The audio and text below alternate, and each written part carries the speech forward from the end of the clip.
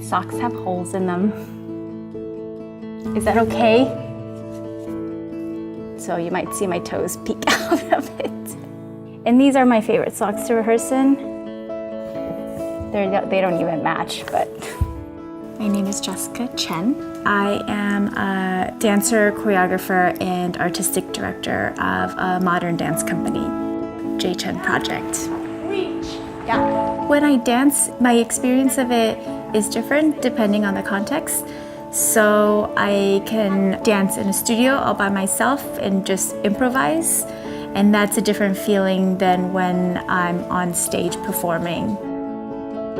Dance is something that has always been a part of my life, and ever since I was little, and to put it in the simplest of terms, it's really the best way I know how to understand my world and the experiences that I go through.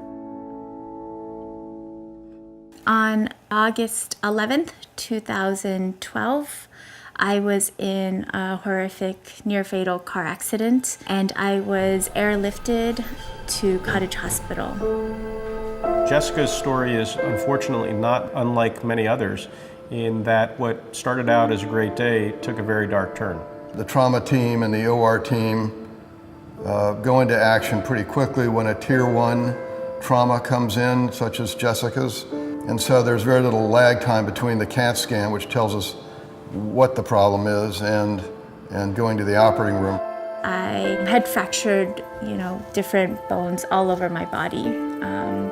But what they went in for was for my fibula and for my brain. We determined that she had diffuse brain contusion or bruising, and another more imminently threatening was a blood clot that usually arises from fractures in the skull, and this can build up pressure very quickly and kill someone. So it's pretty much what we call bread and butter neurosurgery. That said, it's critical that you do it correctly, you do it timely, and then the aftercare is probably the most important.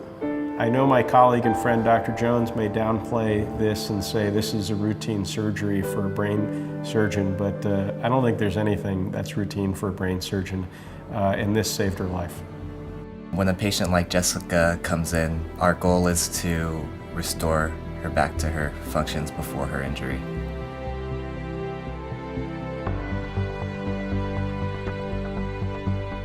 I was in the trauma ward for Cottage Hospital, and then I was released into the Cottage Rehab Hospital, where I spent another 3 weeks.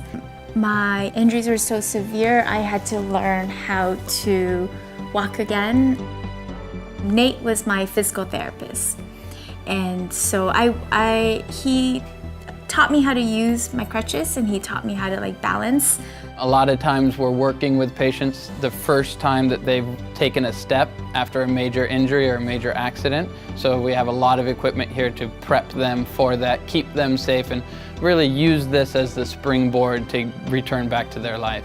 Elaine was my speech therapist, and she and I worked on my short-term memory. So there were certain exercises that I had to do to exercise my brain.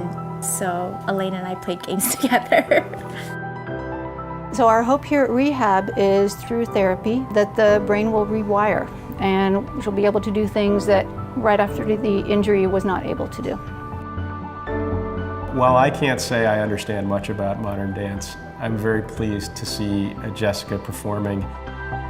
Fortunately, Jessica had the resiliency in her brain and in her persona that allowed her to come back, which is very gratifying to all of us. The people at Cottage, they have the gift of healing and recovery, and so these are people that have found their path, and it's amazing. I got in medicine because, maybe at some point I wanted to be the white knight on the horse saving the day. I think we all felt like we did something really good here today. I went back to see Nate and Elaine, and it was really great to reconnect with them and just show them how I'm okay. Oh, Because I can walk now. well, not only that, I but can you're dance back to now. dancing. Yeah. It is more meaningful than I could ever explain.